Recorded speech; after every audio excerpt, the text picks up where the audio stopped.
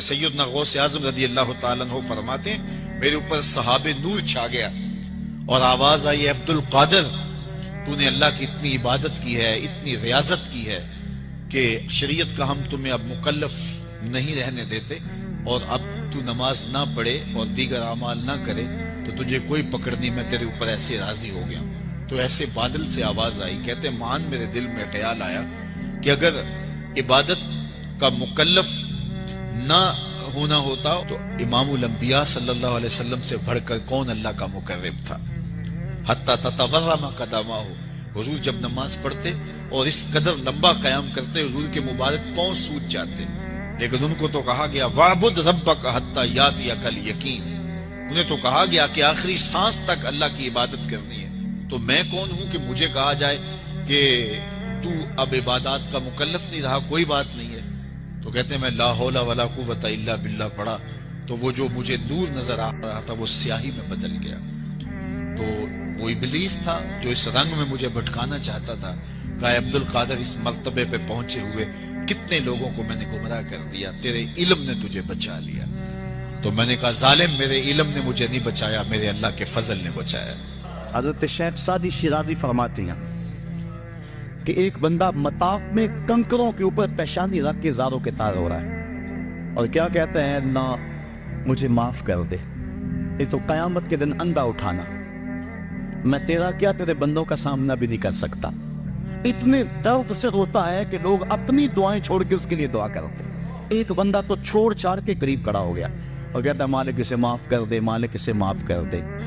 کافی دیر کے بعد وہ شخص جو روتا تھا اٹھ کے جانے لگا، اس کو تجسس تھا کہ میں دیکھوں تو صحیح یہ کون ہے اور اس کو تسلی بھی دوں کہ اللہ بڑا کریم ہے تجھے معاف کر دے گا۔ جب اس نے جھک کے جھانک کر دیکھنا چاہا تو چیخیں نکل گئے، یہ زاروں کے تار ہونے والا وقت کا غوث شیخ عبد القادر جیلانی۔ حضرت ملا علی قاری لکھتے ہیں کہ حضور غوث اعظم جب مجلس واعظ کرنے بیٹھتے تو 70 ہزار کا اجتماع آپ کے مجمع میں ہوتا اور عمومی طور پہ اللہ کی رحمتوں کے حوالے سے بات کرتے، اور جس دن آپ اللہ کے قہر، غضب اور جلال کی بات کرتے کئی جنازے اٹھتے۔ یہ آپ کی گفتگو کے اندر اثر کا رنگ اور شیرینی تھی۔ حضرت غوث اعظم شیخ عبد القادر جیلانی علیہ رحمہ و رضوان، آپ سفر پہ جاتے ہیں تو ڈاکو پڑتے ہیں، سب کی تلاشی ہوتی ہے، آپ چونکہ کم عمر تھے تو سرسری سی تلاشی لے کے آگے آپ کو بھیجنے لگتا ہے ڈاکو۔ تو ساتھ ہی پوچھتا تمہارے پاس کچھ نہیں؟ کہا نہیں میرے پاس 40 درہم ہے۔ تو وہ رک گیا، کہاں ہے؟ کہا یہ آستین میں سی ہو۔ تلاشی لی تو واقعی 40 درہم تھے، اپنے سردار کے پاس لے کے جاتا۔ یہ بڑا عجیب سا بچہ ہے، لوگ ڈاکوؤں سے مال چھپاتے ہیں اور اس نے مجھے بتایا ہے۔ تو وہ بھی حیرت زدہ ہو کے پوچھتا ہے یہ کیا کہانی ہے؟ لوگ تو ڈاکوؤں سے مال چھپاتے ہیں اور تمہاری تلاشی ہو گئی تھی، تمہیں آگے بھیجتے بھیجتے اس نے پوچھ لیا تمہارے پاس بھی کچھ ہے؟ تو تم نے بتا دیا 40 درہم میں، تم خاموش رہتے یا کہتے نہیں میرے پاس کچھ نہیں ہے؟ کہا میری ماں نے رخصت ہوتے ہوئے میری آستین میں یہ 40 درہم سیے تھے اور ساتھ وصیت کی تھی بیٹا زندگی میں کبھی جھوٹ نہیں بولنا۔ میں ماں کی عہد پہ کھڑا ہوں، ماں نے مجھ سے عہد لیا تھا، اس عہد پہ کھڑا ہوں۔ اللہ اکبر۔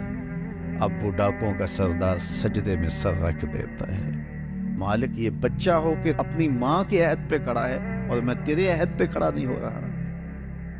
حضرت غوث اعظم کے ہاتھ پہ سب سے پہلے توبہ کرنے والے یہ ڈاکو لوگ۔ جب آپ سچ بولتے ہیں تو اللہ اس سچ کی برکت سے نور دلوں میں پیدا کرتا ہے۔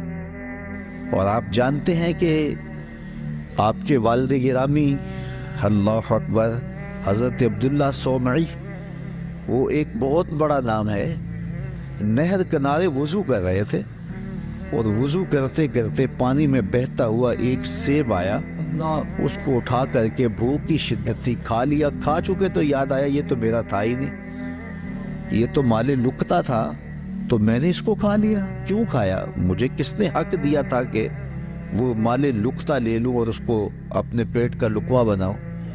خیر جس سمت سے پانی آ رہا تھا اسی سمت پہ چل پڑے بہت دور جا کے دیکھا کہ ایک باغ ہے سیبوں کا جس کی شاخیں لٹک رہی ہیں پانی میں.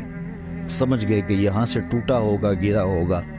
تو باغ کے مالک کے پاس گئے، آپ سے ملنا ہے پوچھ. اس نے بڑا اعزاز دیا، کہا جی بتائیے. اس نے کہا کہ بتائیے کس کام آئے ہو. اس نے کہا کوئی آیا ہے، اس کو کچھ چاہیے ہوگا. تو کہا حضرت آپ کے باغ کا ایک سیب میں نے کھایا ہے، اور وہ ایسے وضو کر رہا تھا تو بس غلطی سے میں نے کھا لیا ہے، تو اب اس کا کیا ہرجانہ ہے میرے ذمہ. اس نے غور سے دیکھا کہ یہ کوئی معمولی بات ہے جو کر رہے ہیں. اس نے کہا، اس کے تیور بدل کے، پہلے تو مہمان نوازیاں تھی. کہا نہیں ایسے نہیں معافی ملے گی. کہا کیسے معافی ملے گی؟ کہا 12 سال میرے باغ کی گوڈی کرنی پڑے گی. ایک سیب کے بدلے 12 سال. لیکن وہ بھی کوئی صاحب نظر تھے، اور وہ بھی اس دوران ان کی تربیت کرنا چاہتے تھے اور انہیں دیکھنا چاہتے تھے. تو کہا کہ 12 سال تمہیں میرے باغ کی گوڈی کرنی پڑے گی. تو تیار ہو گئے کہ ٹھیک ہے، وہ میرا گناہ تو دھل جائے گا، تم معاف تو کر دو گے. آج غوث پاک کی 11ویں پکانے والے دیکھیں وہ کس مال سے پکا رہے ہیں. یہ میں غوث اعظم کے والد کی کہانی سنا رہا ہوں. اللہ اکبر. 12 سال گوڈی کر رہے ہیں، 12 سال. 12 سال کے بعد ایک دن باغ کے مالک نے کہا کوئی سیب توڑ کے لاؤ. تو وہ سیب توڑ کے لے گئے تو وہ ابھی کچا ہی تھا، وہ اس طرح کا پختہ نہیں تھا جس طرح کہ توڑ کے پیش کیا جاتا ہے. تو کہا 12 سال ہو گئے میرے باغ میں کام کرتے ہوئے، تمہیں ابھی تک یہ نہیں پتا چلا کہ اچھا سیب کون سا ہوتا ہے؟ کہا ایک سیب کی سزا کاٹ رہا ہوں، مجھ سے قسم لے لو 12 سالوں میں نظر اٹھا کے سیب کی طرف دیکھا بھی ہو. میرا کام جڑوں میں گوڈی کرنا ہے وہی کرتا، میں اوپر کبھی 12 سال میں نہیں دیکھا. اللہ اکبر. تو فوراً سینے سے لگا لیا. کہا تمہارا گناہ معاف ہو جائے گا، اب ایک شرط رہ گئی ہے. تو کہا حضرت بتائیے. کہا میری ایک بیٹی ہے جو آنکھوں سے دیکھتی نہیں، کانوں سے سنتی نہیں، زبان سے بولتی نہیں، اور پاؤں سے چل نہیں سکتی، تو اس سے تمہیں نکاح کرنا پڑے گا. اب شادی انسان کی زندگی کا اہم مرحلہ ہوتا ہے، سوچ سوچ کے انسان قدم اٹھاتا ہے، زندگی پوری گزارنی ہے. کہا پھر اس کے بعد معافی مل جائے گا. اس کے بعد معافی ہے. نکاح ہو گیا. کہا جائیے اپنی جو ہے وہ دلہن کے کمرے میں. جہاں گئے تو وہاں صحیح الاعضاء ایک خاتون، ایک لڑکی منتظر تھی. تو واپس دوڑ آئے اور دوڑتے ہوئے جو ہے وہ ماتھے پہ دروازے کی چگاٹ جو تھی وہ دروازے پہ لگی. تو آگے حضرت شیخ تھے ان کے، اس بچی کے والد. تو کہا کہ دوڑ آئے ہو؟ کہا حضرت پہلے ایک غلطی کی سزا اتنی لمبی بھگت رہا ہوں. تو وہ جس سے نکاح آپ نے پڑھوایا تھا وہ تو نہیں ہے، یہ تو کوئی اور خاتون ہے، صحیح الاعضاء ہے. کہا وہی تمہاری بیوی ہے. کانوں سے بہری اس لیے ہے کہ آج تک اس نے غیر محرم سے ہم کلامی نہیں کی، اور زبان سے گونگی اس لیے ہے کہ غیر محرم سے کبھی بات نہیں کی. نابینا اس طرح ہے کہ اس نے آج تک غیر محرم کو دیکھا نہیں. اللہ اکبر. پاؤں سے اپاہج اس طرح ہے کہ آج تک یہ جو ہے وہ غیر محرم کی طرف چل کے نہیں گئی. یہ حضرت غوث اعظم کی والدہ بنی، اور یہ بزرگ جنہوں نے سیب کھایا تھا یہ حضرت غوث اعظم کے والد بنے. پھر اللہ نے ان دونوں کو جو شہزادہ دیا اس کا نام شیخ عبد القادر جیلانی.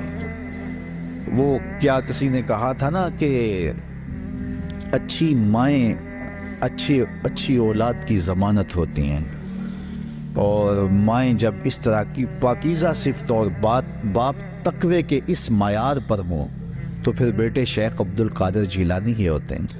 آپ جانتے ہیں کہ مائی راستی حضرت بابا فرید گنج شکر کی ماں، وہ بچے ہیں تو مصلے کے نیچے شکر کی پڑیا رکھ دیتے ہیں، اور وہ نماز پڑھتے ہیں، مصلہ اٹھاتے ہیں تو نیچے شکر کی پڑیا ہوتی ہے. تو انہیں شوق تھا شکر کا تو وہ کھا لیتے ہیں. اللہ اکبر. تاکہ بچہ عادت اس کی پک جائے، پختہ ہو جائے نماز کی. امام غزالی نے احیاء العلوم میں لکھا ہے ہر عمل پہلے ریاکاری ہوتا ہے، پھر عادت بنتا ہے، پھر عبادت بنتا ہے. تو اپنی اولاد کی تربیت کرنی چاہیے کہ انہیں پہلے لالچ دے کے انہیں نیکی کی طرف راغب کرنا چاہیے. تو وہ روز شکر رکھتی تھی. ایک دن ماں کہیں گئی تھی اور آتے ہوئے لیٹ ہو گئیں، اور نماز کا وقت آ گیا، ماں کا دل ڈول رہا ہے کہ آج بیٹے نے مصلی اٹھایا تو آج چونکہ میں نے شکر کی پوڑی رکھی نہیں تو بیٹے کا بھرم ٹوٹ جائے گا۔ دل ہی دل میں دعا کرنے لگی، مالک تو قادر بھی ہے قدیر بھی ہے، آج میری محبت کی، آج میری اس ادا کی اور میری اس حکمت عملی کی جس کے ذریعے بچے کو نمازی بناتی ہوں، لاج رکھ لے۔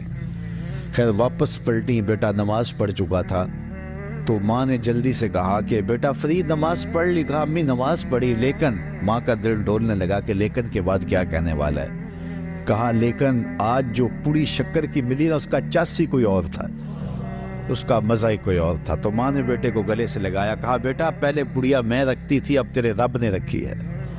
اللہ اکبر!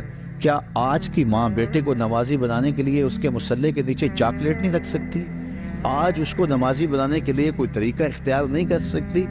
آج اگر ماں اپنی اولاد کی تربیت کے لیے کوئی اس دور کی مطابقت میں اچھا فیصلہ کرے اور اس کو دین کی طرف راغب کرے تو آج کا بیٹا بھی بایزید بستامی کا جانشین بن سکتا ہے، آج کا بیٹا بھی غوث اعظم الشیخ عبد القادر جیلانی کا جانشین بن سکتا ہے، بابا فرید گنج شکر کا جانشین بن سکتا ہے۔ قطب الدین بختیار کاکی علیہ رحمہ جب حفظ کرنے جاتے ہیں تو استاد پہلا پڑھا سپارے سے آغاز کرتے ہیں، سارا پارہ سنا دیتے ہیں، دوسرا تیسرا حتیٰ کہ 14 پارے سنا دیتے ہیں۔ 15ویں پارے سے استاد جی شروع کیجیے۔ کہا جس درس گاہ سے 14 پارے حفظ کیے ہیں تو وہیں سے باقی پارے بھی حفظ کر لیے ہوتے۔ کہا میری ماں کو 14 پارے آتے تھے اور جب صبح اٹھتی تھی اور اتنی دیر تک جو ہے وہ رکتی نہیں تھی، کام بھی کرتی رہتی تھی، 14 پاروں کی تلاوت بھی کرتی رہتی تھی۔ اور یہ بات میں نے ماں کی آغوش سے یہ پارے سیکھ لیے ہیں۔ جب ماں ایسی ہو تو بیٹے قطب الدین بختیار کاکی بنتے ہیں۔ اقبال کہتا ہے تو نہ شناسی کہ تو نہ دانی کہ سوزے کے آتے تو دیگر گوں کر تقدیر عمر را، اے میری بہن تو نہیں جانتی اگر تو بہن ہو کے قرآن پڑھے تو عمر کی تقدیر بدلتی ہے، اور اگر تو ماں ہو کے قرآن پڑھے تو بیٹا نیزے کی نوک پہ قرآن سناتا ہے۔ تو ماؤں کو خاص طور پہ اپنی اولاد کی تربیت کے اندر کوشاں ہو جانا چاہیے۔ یہی حضرت غوث اعظم رضی اللہ تعالیٰ عنہ کی تعلیمات ہمیں بتاتی ہیں۔ رضی اللہ تعالیٰ عنہ جلیل القدر اولیاء میں سے ہیں۔ حضرت جنید بغدادی کے رشتے میں ماموں بھی لگتے ہیں اور شیخ بھی لگتے ہیں۔ کہتے ہیں میں تو اس بات سے ڈرتا ہوں کل قیامت کے دن اپنے رب کا سامنا کیا کروں گا، کیسے اس کا سامنے کر پاؤں گا۔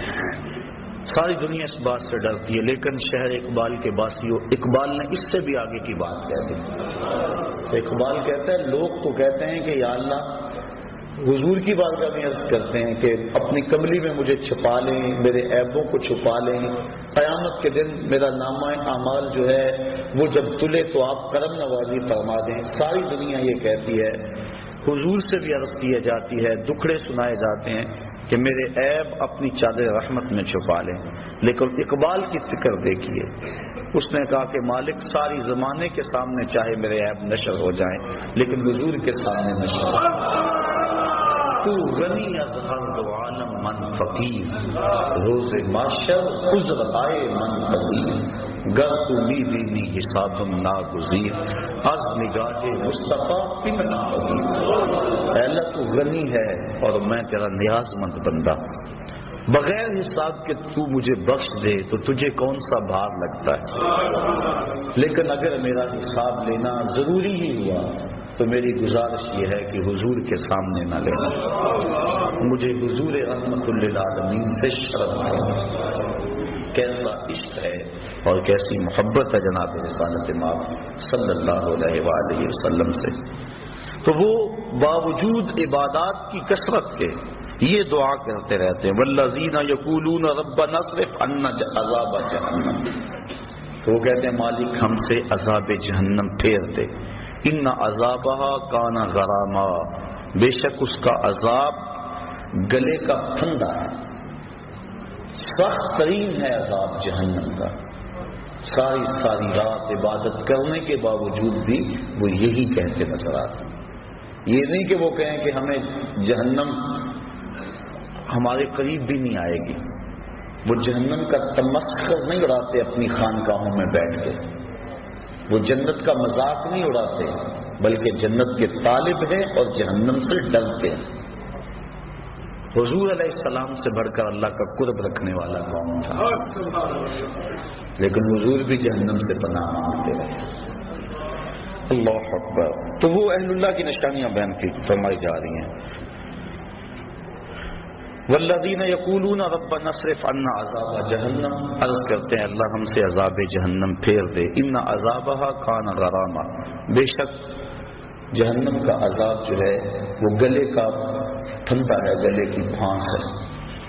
انہا ساعت مستقرا و مقاما، بے شک وہ بہت ہی بری ٹھہرنے کی جگہ، بہت ہی بری۔ حضرت مجدد الفسانی رحمۃ اللہ تعالی علیہ فرماتے ہیں مکتوبات کے اندر، فرماتے ہیں جنت اللہ کی رضا کا مظہر ہے اور جہنم اللہ کے قہر و غضب کا مظہر ہے۔ اللہ جس پہ راضی ہوگا اس کو جنت میں بھیجے گا اور جس پہ ناراض ہوگا اس کو جہنم میں بھیجے گا۔ اس لیے جہنم سے پناہ مانگنا اللہ کی ناراضگی سے پناہ مانگنا ہے، اور جنت کا مطالبہ اور آرزو کرنا اللہ کی رضا چاہنا ہے۔ تو وہ کہتے ہیں اللہ ہمیں جہنم کے عذاب سے بچا لے، یہ بہت ہی بری پلٹ کے جانے کی جگہ ہے۔ والذین اذا انفقوا لم یسرفوا ولم یقتروا وکان بین ذلک قواما، اور وہ جب خرچ کرتے ہیں تو حد سے نہیں بڑھتے، فضول خرچی نہیں کرتے، ولم یقتروا اور نہ ہی وہ تنگی کرتے ہیں، جہاں ضرورت ہوتی ہے وہاں ہاتھ دباتے بھی نہیں، وہاں کھل کے خرچ کرتے ہیں، اور جہاں وکان بین ذلک قواما، اور یہ دونوں کے درمیان اعتدال کے راستے پر ہے، یعنی بے تحاشا خرچ بھی نہیں کرتے اور بخل بھی نہیں کرتے۔ اتنا خرچ کرنا کہ کنگال ہو جائے اور بعد میں قرض چڑھ جائے۔ جو اہل اللہ ہیں ان کی علامت یہ ہوتی ہے کہ وہ اپنی چادر کو دیکھ کر پاؤں پھیلاتے ہیں، چادر سے زیادہ پاؤں نہیں پھیلاتے، اور حضور نے فرمایا کہ تم خرچ میں میانہ روی اختیار کر لو، کبھی فقیر نہیں ہوگے۔ اللہ اکبر۔ تو فرمایا والذین اذا انفقوا لم یسرفوا ولم یقتروا، جب وہ خرچ کرتے ہیں تو حد سے نہیں بڑھتے، ولم یقتروا اور نہ ہی تنگی کرتے ہیں، وکان بین ذلک قواما اور وہ اس کے درمیان اعتدال کی راہ پہ رہتے ہیں۔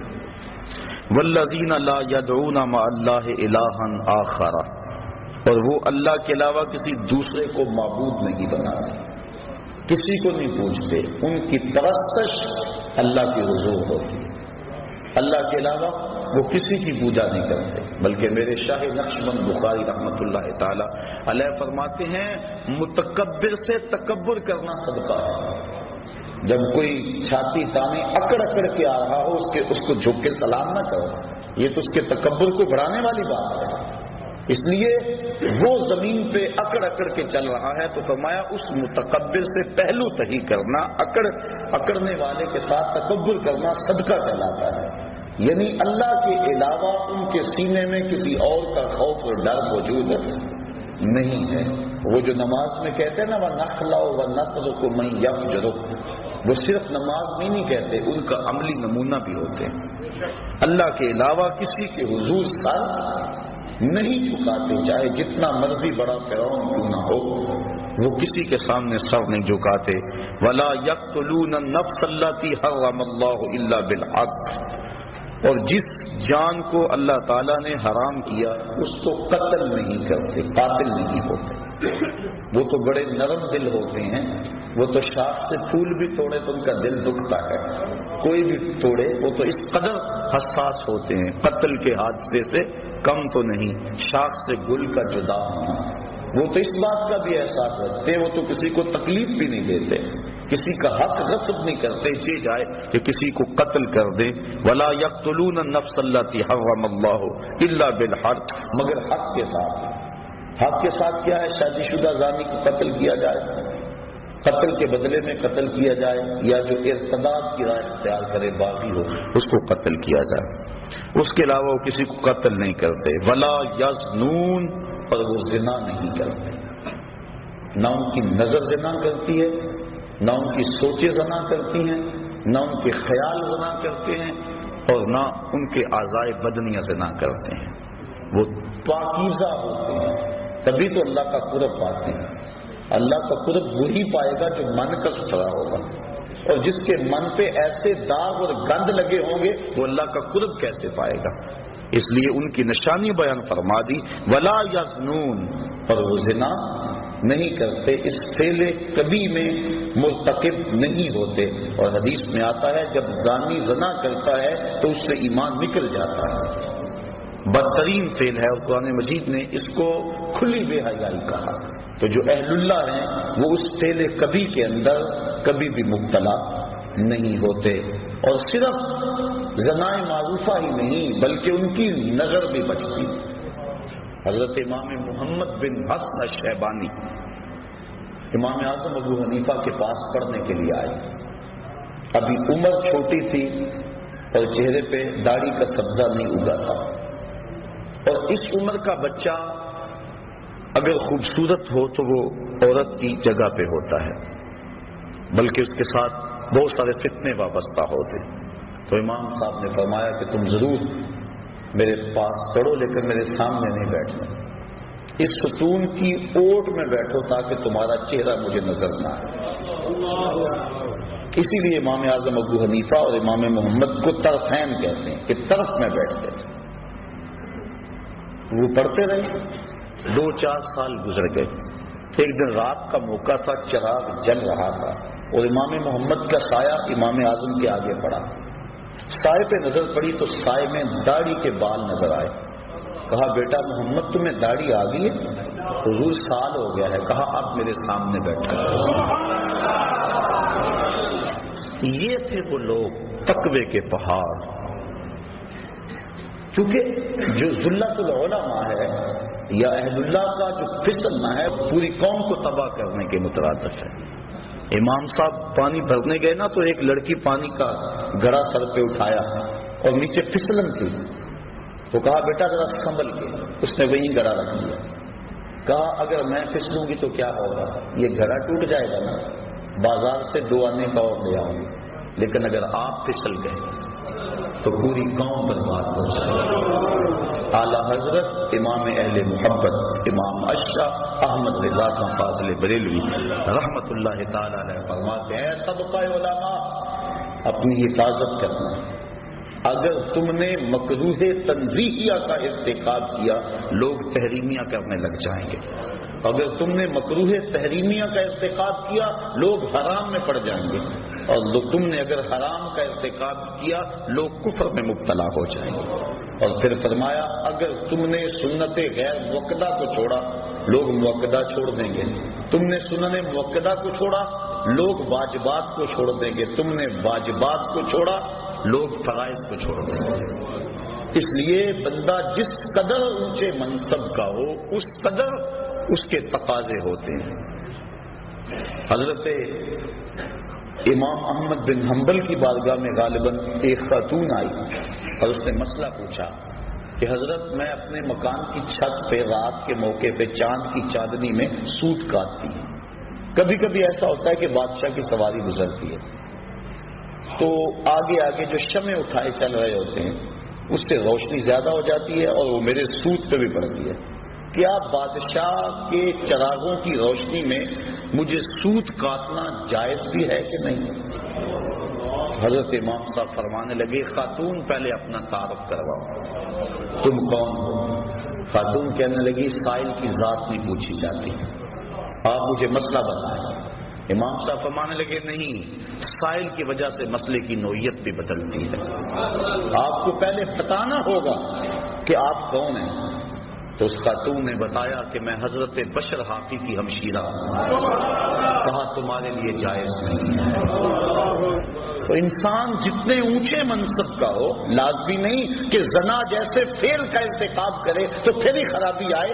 اگر نظر بھی بھٹک گئی، اگر خیال بھی بہک گیا تو جو اس مسجد پہ بیٹھا تھا کہ لوگوں کو ارشاد کرتا تھا، لوگوں کو ہدایت دیتا تھا، تو جو کتنے لوگ اس کے پیچھے لگے اس کا کیا مطلب؟ اس لیے کہا کہ اللہ والوں کی شان یہ ہے وَلَا يَقْتُلُونَ النَّفْسَ الَّتِي حَرَّمَ اللَّهُ إِلَّا بِالْحَقِّ وَلَا يَزْنُونَ، اور وہ زنا نہیں کرتے. زنا کی ساری صورتیں چاہے وہ آنکھ کا ہو، کان کا ہو، ہاتھوں کا ہو، وَمَن يَفْعَلْ ذَلِكَ يَلْقَ أَثَامًا، اور جو یہ کام کرے وہ سزا پائے گا، سخت سزا ہے۔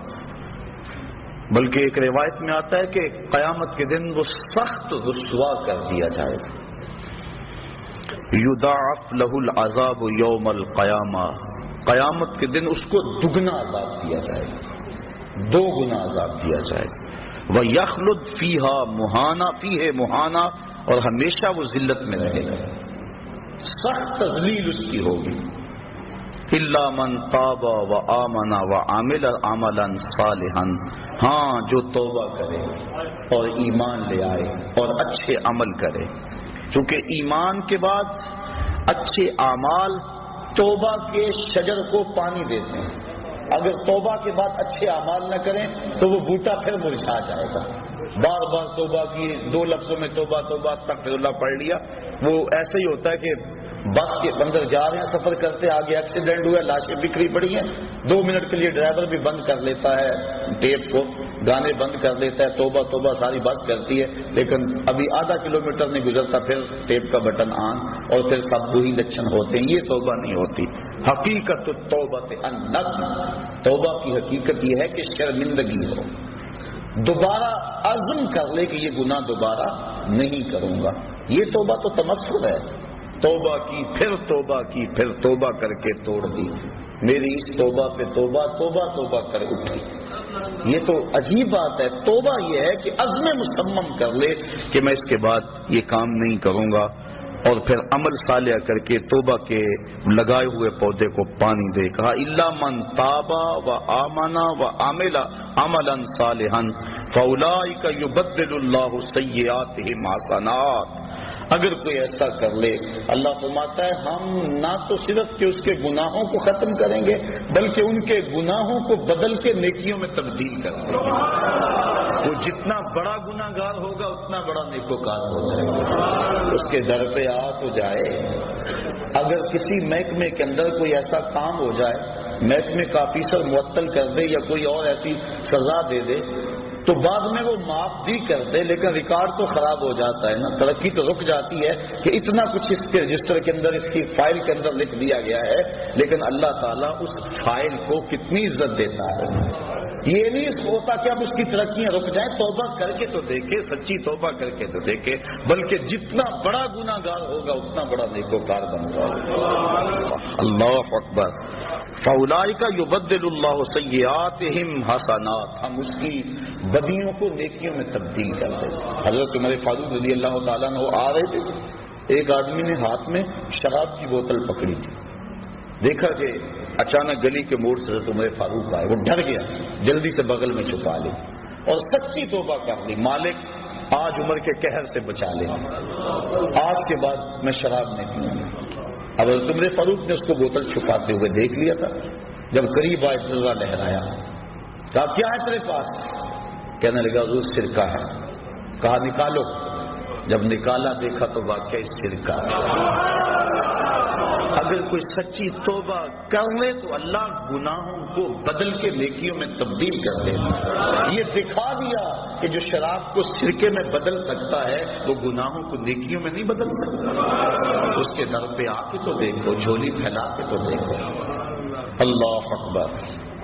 حدیث میں آتا ہے قیامت کے دن ایک شخص کو نامہ اعمال پڑھنے کا کہا جائے گا، وہ نامہ اعمال پڑھے گا، اور جو بڑے بڑے گناہ ہوں گے ان کو وہ چھوڑ دے گا، صرف نظر کرے گا، شرم کی وجہ سے، شرمندگی کی وجہ سے ان کو نہیں پڑے گا، اور چھوٹے چھوٹے گناہ پڑھتا چلا جائے گا۔ جب وہ نامہ اعمال مکمل کر لے گا تو اللہ تعالیٰ فرمائے گا میرے بندے میں نے اپنے فضل سے تیرے گناہوں کو بدل کے نیکیوں میں تبدیل کر دیا۔ اس کو تو توقع اور تھی لیکن کام اور بن گیا۔ اب وہ کہتا یا اللہ ابھی تو میرے بڑے بڑے گناہ رہتے ہیں۔ فَضَاحِكَ النبی صلی اللہ علیہ وسلم حتی بدت نواجزہ، حضور اس حدیث کو بیان کرتے کرتے اتنے مسکرائے کہ حضور کی داڑھیں لوگوں کو نظر آنے لگی کہ پہلے بڑے بڑے گناہ چھپاتا جاتا ہے، ان کو پڑھتا نہیں ہے، اور جب اللہ نے کہا میرے بندے میں نے بدل دیے، نیکیوں میں تبدیل کر دیے، وہ کہتا ہے اللہ ابھی تو بڑے بڑے رہتے ہیں میرے گناہ جو میں نے ابھی پڑھے۔ اللہ اکبر۔ تو اس کے حضور کوئی آ کے تو دیکھے، جھولی پھیلا کے تو کو دیکھے، وہ یہ نہیں دیکھتا اس نے گناہ کتنے کیے۔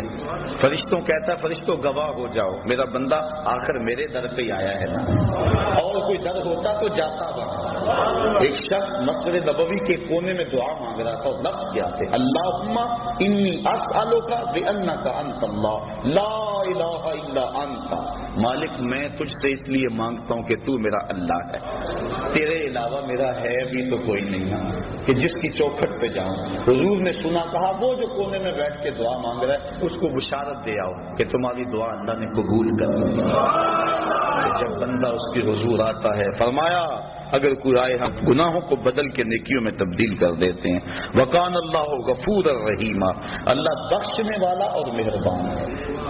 بخشش اس نے مانگی اور اپنی طرف سے اضافی رحمت اس کے اوپر ڈالی اور اس کے گناہوں کو بدل کے نیکیوں میں تبدیل کر دیا۔ ومن تاب وعمل صالحا، اور جس نے توبہ کی اور نیک اعمال کیے، فإنہ یتوب الی اللہ متابا، بے شک وہ اللہ کی طرف رجوع آیا جیسا کہ رجوع آنے کا حق تھا۔ والذین لا یشہدون الزور، اللہ والوں کی ایک اور نشانی بیان فرمائی کہ یہ وہ لوگ ہیں جو جھوٹی گواہی نہیں دیتے، جھوٹ نہیں بولتے، ان کی زبان پہ سچ ہوتا ہے۔ اللہ اکبر۔ وَإِذَا مَرُّوا بِاللَّغْوِ مَرُّوا كِرَامًا، اور جب کسی بیہودہ جگہ سے گزرتے ہیں تو اپنی عزت سنبھال کے گزر جاتے ہیں، کسی بری جگہ پہ ٹھہرتے بھی نہیں۔ حضور علیہ السلام نے فرمایا تہمت کی جگہوں سے بچو، اپنی آبرو کی حفاظت کرتے ہیں، کسی ایسی جگہ پہ رکتے بھی نہیں۔ والذین اذا ذکروا بآیات ربہم لم یخروا علیہا صما وعمیانا، وہ لوگ جب ان اپنے مالک کی طرف سے آیتیں یاد دلائی جاتی ہیں، نشانیاں یاد دلائی جاتی ہیں، اللہ اکبر، لم یخروا علیہا صما وعمیانا، تو ان پر بہرے اور اندھے ہو کر نہیں گرتے، بلکہ اللہ کی ان نشانیوں کو دیکھتے ہیں، اس میں جو عبرت کے پہلو ہے ان کو اپناتے ہیں، اللہ کی ایک نشانی پر غور کرتے ہیں، اور پھر وہ دنیا کو ترک بھی نہیں کرتے۔ کیا کہتے ہیں؟ والذین یقولون ربنا هب لنا من ازواجنا وذریاتنا قرۃ اعین واجعلنا للمتقین اماما، اور عرض کرتے ہیں اللہ کی بارگاہ میں، اے اللہ ہماری بیویوں کی طرف سے اور ہماری اولاد کی طرف سے ہماری آنکھوں کی ٹھنڈک عطا کر دے، یعنی ہماری بیویاں بھی ایسی ہوں کہ جو تیری متی ہوں اور ہماری متی، اور اولاد بھی ایسی ہو جو فرما بردار ہو، اور ہمیں آنکھوں کی ٹھنڈک ان کی طرف سے نصیب ہو جائے۔ آنکھوں کی ٹھنڈک سے مراد کہ خوشی نصیب ہو۔ علماء نے بیان فرمایا ہے کہ جب غم میں آنسو نکلتے ہیں تو وہ گرم ہوتے ہیں، اور جب خوشی سے آنسو کو خوشخبری سن کے نکلے تو وہ ٹھنڈے ہوتے ہیں۔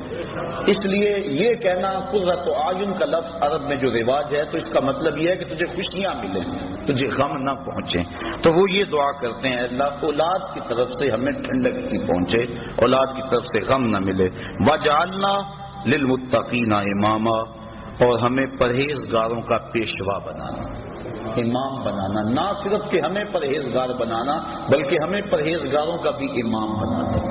وہ دعا کرتے ہیں اولئک یجزون الغرفۃ بما صبروا ویلقون فیہا تحیۃ وسلاما، کہا ان کو جنت کا سب سے اونچا بالا خانہ انعام ملے گا، بدلہ ان کے صبر کا، دنیا پہ صبر کیا، دکھوں پہ، مصیبتوں پہ، عبادات پہ صبر کیا، وَيُلَقَّوْنَ فِيهَا تَحِيَّةً وَالسَّلَامًا، اور وہاں ان کو سلامیاں دی جائیں گی اور ان کے پیشوائی ہوگی۔ جب جنت میں داخل ہوں گے تو فرشتے ان کو سلام کریں گے کہ تم نے دنیا کے اندر اللہ جل شانہ کی رضا کے لیے اپنی زندگی گزاری، آج ہمارا سلوٹ اور ہمارا سلام قبول کر۔ تو قرآن مجید میں یہ ان لوگوں کی نشانیاں بیان کی جو اللہ والے ہیں۔ اب دیکھیں ہم کس طرح کا ذہن بنائے پھرتے ہیں، اللہ والا کون ہوتا ہے؟ اب اللہ تعالیٰ نے قرآن مجید کے اندر جو ہے وہ اللہ والوں کی نشانیاں بیان، ان کی چال بھی وقار والی ہوتی ہے، ان کا لباس بھی وقار والا ہوتا ہے، ان کا اٹھنا بھی، بیٹھنا بھی، گزرنا بھی، چلنا بھی، اور ان کی دعائیں اور التجائیں اللہ کے حضور دیکھ لیں۔ آقا کریم سے بھی صحابہ نے پوچھا کہ حضور جن اولیاء کا آپ تذکرہ کرتے ہیں تو ان کی نشانیاں کیا ہیں؟ ایک نشانیاں یہ بیان فرمائی گی سورہ فرقان میں، تو حضور سے بھی سوال کیا گیا، ابن مردویہ میں بیان کیا حکیم ترمذی نے بیان کیا، امام غازی نے بیان کیا۔ حضور علیہ السلام سے پوچھا گیا کہ حضور ہم اہل اللہ کو اگر تلاش کرنا جائیں تو ان کی نشانی کیا ہے؟ فرمایا اذا رؤوا ذکر اللہ، اللہ والوں کی نشانی یہ ہے جب ان کے پاس بیٹھو، انہیں دیکھو، تمہیں خدا یاد آ جائے، ان کو دیکھ کر خدا کی یاد آ جائے، یعنی دین کی طرف تمہاری رغبت پیدا ہونے لگے اور برائیوں سے تمہیں نفرت ہونے لگے۔ جس شخص کی صحبت میں تمہیں دنیا سے دوری اور آخرت کی قربت اور اللہ رسول کا پیار نصیب ہونے لگے، سمجھ لو اس کا سینہ ولایت کے نور سے منور ہے۔ تو حضرت غوث اعظم سیدنا شیخ عبد القادر جیلانی رحمۃ اللہ تعالی علیہ کے حوالے سے جو مجھے تاکید بھی تھی، آپ نے عہد اللہ کی بالخصوص جو مسند مشیخیت کے اوپر بیٹھے ان کی 12 نشانیاں بیان کی، اور فرماتے ہیں کوئی اس وقت تک قابل نہیں ہوتا اس بات کے کہ وہ لوگوں کو رشد و ہدایت کرے اور لوگوں کو اپنے زیر تربیت رکھے جب تک وہ 12 خوبیوں کا حامل نہ ہو۔ وہ کون کون سی 12 خوبیاں؟ فرمایا 2 خوبیاں اس میں اللہ تعالی والی ہیں، ایک اللہ کی صفت ستار کا مظہر ہو، ایک صفت غفار کا مظہر ہو، یعنی پردہ پوش ہو، چغل خور اللہ کا ولی نہیں ہوتا۔ دیکھو مرید نے تو سارے دکھڑے بیان کرنے ہوتے ہیں، گھر کی بات بھی کہنی ہے، بیوی کی بات بھی کہنی ہے، بچوں کی بات بھی کہنی ہے، سارے دکھڑے اس کے سامنے رکھے ہیں، پر اگر اس کا سینہ اتنا بڑا نہیں ہے، کشادہ نہیں ہے، وہ دوسرے کو بتاتا پھرے گا ایک سے سن کر تو پھر اس سے کہنے کا فائدہ کیا؟ بلکہ دانشمند تو لوگ کہتے ہیں جس کو راز کی بات بتا کر یہ کہنا پڑے جناب اسے راز رکھنا، تو اس کو راز کی بات بتانی نہیں چاہیے، اسے خود پتا ہونا چاہیے بات راز والی ہے کہ نہیں ہے۔ تو یہ طریقت کا رکن ہے کہ پردہ پوشی کی جائے۔ بلکہ آپ دیکھتے ہیں طریقت میں ایک بہت بڑا نام ہے حضرت حاتم اسم کا۔ اسم کہتے ہیں جو کانوں سے بہرا ہو۔ حضرت حاتم رحمۃ اللہ تعالی علیہ کانوں سے بہرے نہیں تھے، لیکن انہیں پھر بھی بہرا کہا جاتا کیوں؟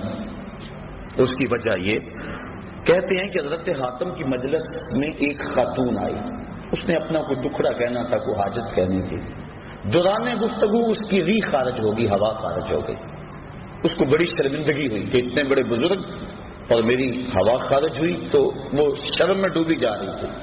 حضرت حاتم اس کی خفت مٹانے کے لیے یوں کان پہ ہاتھ رکھ کے کہتے ہیں ذرا اونچی بولو، اس کو تاثر یوں دیا کہ میں بہہ رہا ہوں اور میں نے وہ نہیں سنا جس سے تجھے شرمندگی ہو۔ پھر جب تک زندہ رہے بہرے بنے رہے کہ اس عورت کو جب بھی پتا چلے گا اسے شرمندگی ہو۔ یہ تھا فقر، یہ تھی درویشی، اور یہ تھے اللہ والوں کے اخلاق۔ آج تو چگلیاں کرتے پھرتے ہیں اور مسند ارشاد پہ بڑھا اللہ کی صفت ستار کا مظہر ہو۔ دوسری خوبی اللہ کی صفت غفار کا مظہر، بخش دینے والا، دل میں گرا باندھنے والا، چونکہ دوران سلوک سالک سے بڑا کچھ سرزد ہوتا ہے، وہ بیچارہ زیر تربیت ہوتا ہے، اس کی کسی بات کو دل پہ لگا لے اور گرا باندھ لے تو پھر کیسے تربیت ہوگی؟ تو اللہ کی صفت غفار کا مظہر ہو، معاف کر دینے والا، جس طرح وہ معاف کر دیتا ہے۔